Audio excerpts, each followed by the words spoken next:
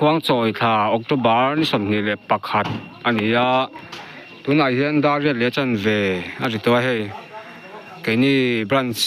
lungleng branch te po sakor dai lama khom pui turin kan chuak don nia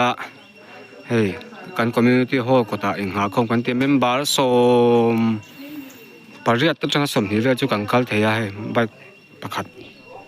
nen hian chuang takin kan kal tur angai la chen minom puyanga mun namte kan ti turte kan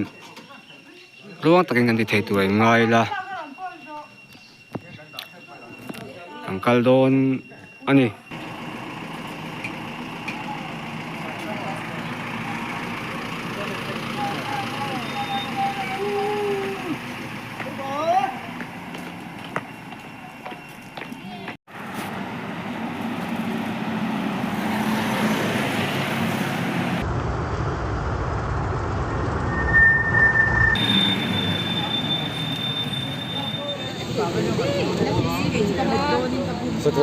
Sakordaya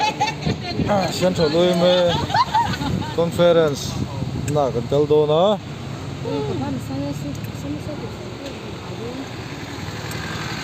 tu na hian sema bok kan lut mek ani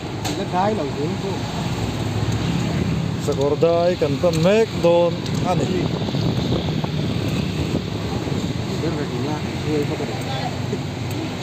member som ni borvel kan kal ani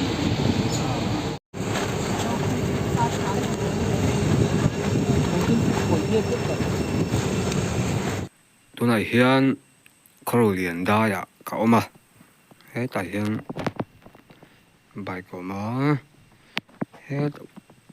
aron tlan chho do na pika ne kan lo nga kang ha thang chho chep to a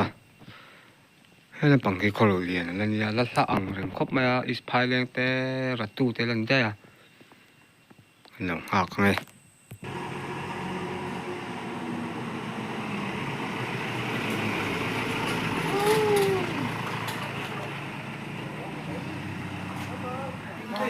tunai hian dar khat le minute so ma ri tua he khorolian a kai no por do na ni he he tan tang ba lo lian zu la te pu ya na o